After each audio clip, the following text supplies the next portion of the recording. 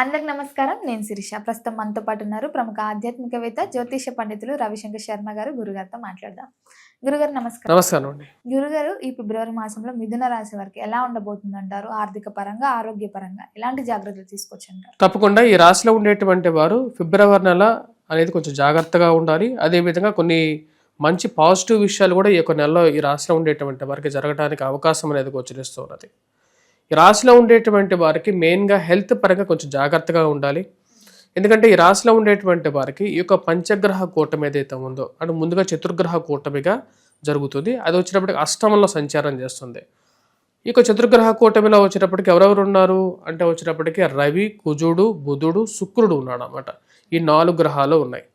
ఈ 4 గ్రహాలు ఎప్పుడైతే అష్టమంలో ఉన్నప్పుడు అంటే ఏం జరుగుతుంది అంటే ఆరోగ్యపరంగా కొన్ని సమస్యలు, ఫైనాన్షియల్ ఎక్స్పెండిచర్స్, మాట ఇచ్చినటువంటి వారు మాటని నిలబెట్టుకోకపోవటం, మనం ఎవరికన్నా సరే మంచి చేయాలని చెప్పి వారింటి దగ్గరికి వెళ్ళినా సరే అది వారు చెడుగా అనుకొని మనం ఏదో చెడుగా చెప్తున్నామని చెప్పి మన మీద రివర్స్ గేమ్ ప్లే చేసేటువంటి వారు కూడా ఉంటారు. అదేవిధంగా డబ్బులు ఎవరికైనా ఇచ్చినా సరే డబ్బులు తిరిగి రావు అనేటువంటి పరిస్థితి ఏర్పడుతుంది అన్నమాట. మన డబ్బులు మనం ఇమ్మని అడిగితే మనతో గొడవ పెట్టుకునేటువంటి వారు ఎక్కువగా అవ్వటం. అదేవిధంగా మెయిన్గా వచ్చినప్పటికి ఇరుగు పొరుగు సఖ్యత అంటే చుట్టుపక్కల ఉండేటువంటి వారందరూ మన మీద మన యొక్క ఎదుగుదల చూసి ఏడవటం, మన పిల్లలు బాగుపడుతున్నారనేటువంటి ఓర్వలేని తనాన్ని తట్టుకోలేనటువంటి పరిస్థితిలో బయటకు లిటరల్గా చెప్పడం. అంటే జనరల్గా కుళ్ళుబోతుతనం అనేది మనసులో ఏదైతే ఉంటుందో దాన్ని బయటికి వ్యక్తపరుస్తుంటారు అన్నమాట. అవనేవి ఈసారి ఈ రాశిలో ఉండేటువంటి వారికి కళ్ళకెదురుగా కనపడుతూ ఉంటాయి అన్నమాట. అంటే వారు ఎందుకని మన మీద ఇంత ప్రాబ్లమాటిక్గా ఉన్నారు అనేది కళ్ళకి తెలుస్తుంటుంది. ఈ రాశిలో ఉండేటువంటి వారు మెయిన్గా వయోవృద్ధులు కానీ ఆరోగ్యపరంగా ఎవరైతే సమస్యలు ఎదుర్కొంటున్నారో వారు కొంచెం జాగ్రత్తలు తీసుకోవాలి. హెల్త్ పరంగా రికవరీ బాగానే ఉంటుంది.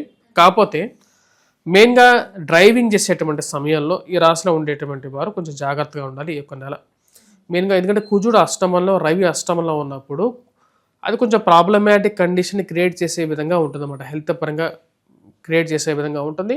హెల్త్ బాగాలేకపోతే ఆటోమేటిక్గా డబ్బులు కూడా ఖర్చు అయిపోతాయి. అదే విధంగా ఉంటుంది. వీటితో పాటు కుటుంబ సంబంధ బాంధవ్యాలు, ఫ్యామిలీ రిలేషన్షిప్స్ విషయంలో ఈ నెల ఈ రాశిలో ఉండేటువంటి వారు అట్మోస్ట్ ఇంపార్టెంట్ ఇవ్వాలి. ఎక్కువ జాగ్రత్తలు తీసుకోవాలి. కుజుడు, రవి యొక్క దృష్టి ధనస్థానం మీద ఉంది. దీని యొక్క ప్రభావం ఈ రాశిలో ఉండేటువంటి వారు కోపతాపాలు ఎక్కువగా మాట్లాడడం కానీ అదేవిధంగా కొంచెం జాగ్రత్తగా ఉండాలి. ఉద్యోగపరంగా నూతన ఉద్యోగ ప్రయత్నాల గురించి ప్రయత్నం చేసేటువంటి వారికి అంత టైం బాగాలేదు. కొన్ని అవకాశాల దగ్గరగా రావటం, దూరంగా జరగటం, అసలు ఉద్యోగం వస్తుందా రాదా అనేటువంటి ఒక మీమాంసలో ఉండటం, అలాంటి ఒక పరిస్థితి అనేది ఈ రాశిలో ఉండేటువంటి వారికి ఏర్పడే విధంగా ఉంది. ఈ రాశిలో ఉండేటువంటి వారికి ఈ అష్టమంలో జరిగేటువంటి ఈ యొక్క చతుర్గ్రహ కూటమి యొక్క ప్రభావం అనేది ఈ రాశిలో ఉండేటువంటి వారి మీద ఉంది. రాబోతున్నటువంటి ఫిబ్రవరి 24వ తారీఖు తర్వాత భాగ్యస్థానంలో ఈ రాశిలో ఉండేటువంటి వారికి మెయిన్గా ఈ యొక్క కాలసర్పదోషం అనేది ఏర్పడుతున్నది అన్నమాట. భాగ్యస్థానాలు కాలసర్పదోషం 24వ తారీఖు నుంచి ఏర్పడుతుంది. ఈ కాలసర్పదోష ప్రభావం అనేది ఈ రాశిలో ఉండేటువంటి వారికి మెయిన్గా లక్ ఫ్యాక్టర్ అనేది అయితే ఉందో అంటే కొన్ని అవకాశాలు, కొన్ని సమస్యల నుంచి బయటికి రావడానికి మీరు చేసేటువంటి ప్రయత్నాలకి ఒక అడ్డుగోడలాగా ఉంటుందన్నమాట. అసలు అవుతాయా అవ్వ ఈ సమస్యలు అంటే ఎలా అంటే మీ అకౌంట్లో డబ్బులు పడతాయి కానీ ఆ అకౌంట్లోంచి డబ్బులు తీయడానికి కుదరదు.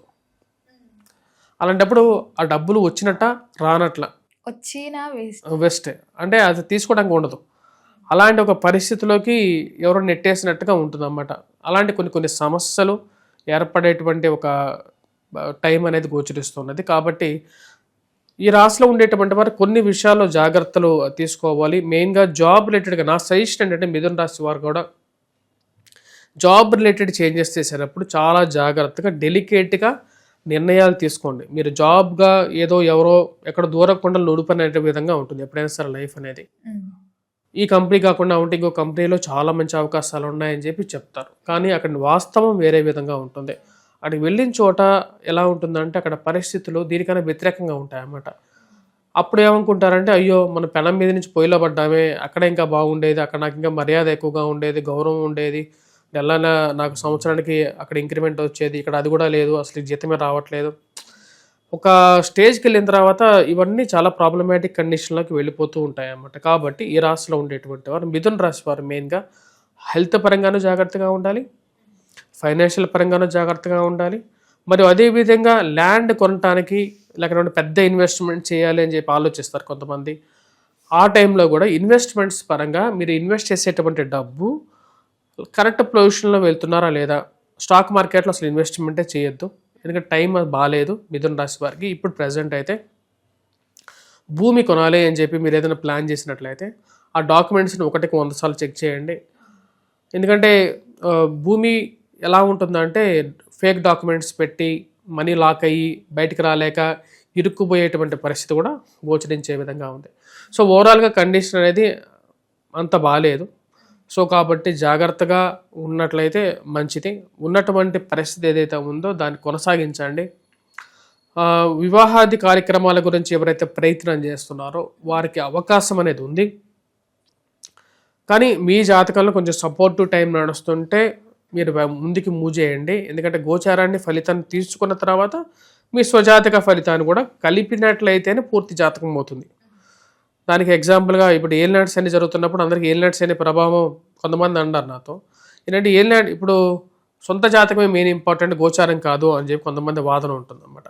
సొంత జాతకమే మెయిన్గా అయినప్పుడు మరి ఏలినాటి శని ప్రభావం జరుగుతున్నప్పుడు అందరూ ఎందుకు ప్రాబ్లం ఫేస్ చేస్తున్నారు అనే విషయాన్ని గమనించండి. ఈ రాశిలో ఉండేటువంటి వారికి ఈ నెల కొంచెం డల్గా ఉంటుంది. మెయిన్గా ఆ విషయాన్ని గమనించడం అనేది మంచిది.